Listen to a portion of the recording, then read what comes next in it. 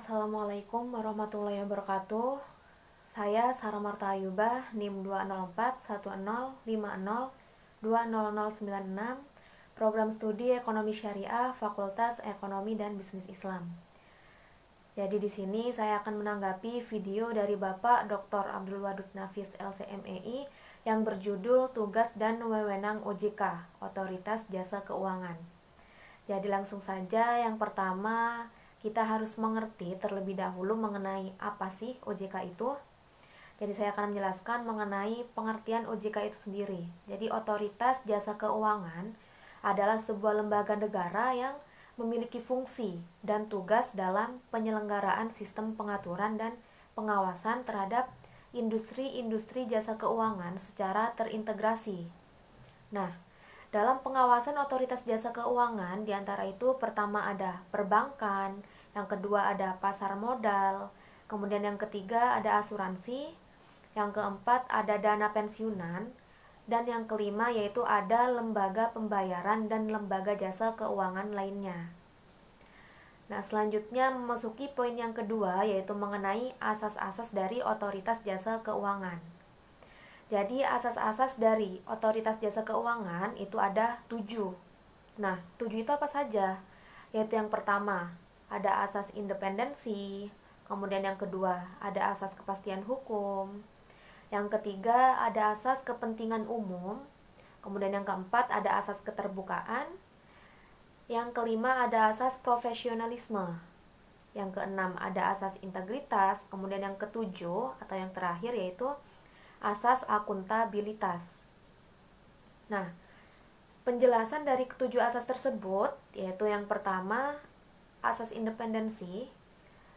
Jadi asas independensi artinya yaitu OJK atau Otoritas Jasa Keuangan harus independen dalam pengambilan keputusan, dalam pelaksanaan fungsi, wewenang, tugas, dan peraturan perundang-undangan. Nah, kemudian penjelasan dari yang kedua yaitu asas kepastian hukum. Artinya, sebagai negara hukum, otoritas jasa keuangan yang beroperasi di Indonesia harus mengutamakan peraturan perundang-undangan dan keadilan di setiap kebijakan penyelenggaraannya. Yang ketiga yaitu penjelasan dari asas kepentingan umum. Jadi asas ini membela dan melindungi kepentingan konsumen dan masyarakat serta memajukan kesejahteraan umum. Kemudian yang keempat yaitu penjelasan dari asas keterbukaan, yaitu asas ini yaitu berarti otoritas jasa keuangan dia membuka diri terhadap hak masyarakat. Nah, untuk memperoleh informasi yang benar, jujur, dan tidak didiskriminatif. Yang kelima yaitu penjelasan asas profesionalisme, yaitu otoritas jasa keuangan mengutamakan keahlian dalam pelaksanaan tugas dan wewenangnya. Yang keenam yaitu asas integritas. Jadi otoritas jasa keuangan berpegang teguh pada nilai-nilai moral dalam setiap tindakan dan keputusan yang mereka ambil. Kemudian penjelasan yang terakhir, yang ketujuh yaitu asas akuntabilitas, yaitu yang menentukan bahwa setiap kegiatan dan hasil akhir dari penyelenggaraan OJK tersebut harus dapat dipertanggungjawabkan kepada publik. Nah, jadi seperti itu penjelasan dari ketujuh asas otoritas jasa keuangan. Langsung saja memasuki poin yang ketiga yaitu mengenai tugas dari OJK tersebut. Jadi tugas dari otoritas jasa keuangan seperti yang dijelaskan pada video yang ada dalam video Bapak Dr. Abdul Wadud Nafis. Jadi di sini saya akan sedikit menyinggung. Yang pertama dari tugas OJK tersebut yaitu mengatur dan mengawasi kegiatan jasa keuangan. Jadi baik di sektor perbankan maupun non-perbankan. Nah, tugas yang kedua yaitu mengatur dan mengawasi kegiatan jasa keuangan dari sektor pasar modal.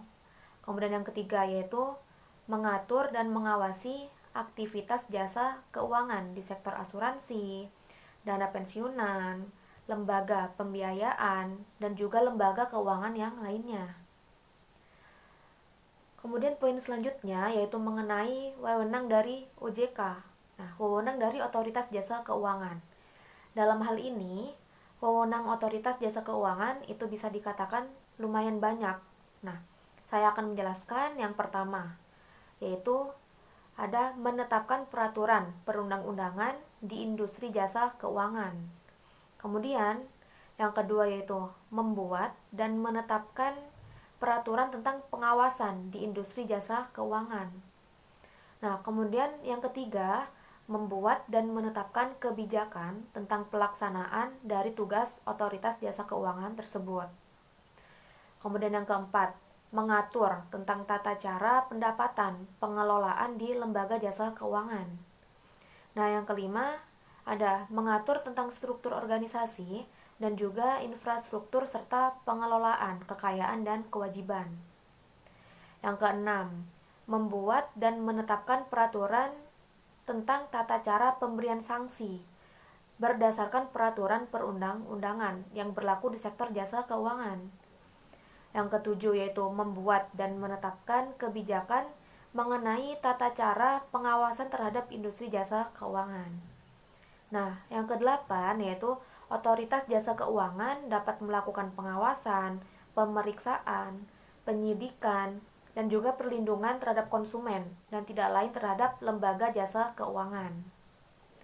Kemudian yang kesembilan yaitu memberikan sanksi administratif kepada pihak yang melanggar peraturan perundang-undangan di sektor jasa keuangan tersebut. Nah, kemudian yang kemudian yang terakhir yaitu otoritas jasa keuangan mempunyai wewenang memberikan dan mencabut izin usaha pengesahan dan penetapan lain dalam peraturan perundang-undangan di sektor jasa keuangan. Jadi itu tadi yang dapat saya sampaikan, kurang lebihnya saya mohon maaf. Saya akhiri, wassalamualaikum warahmatullahi wabarakatuh.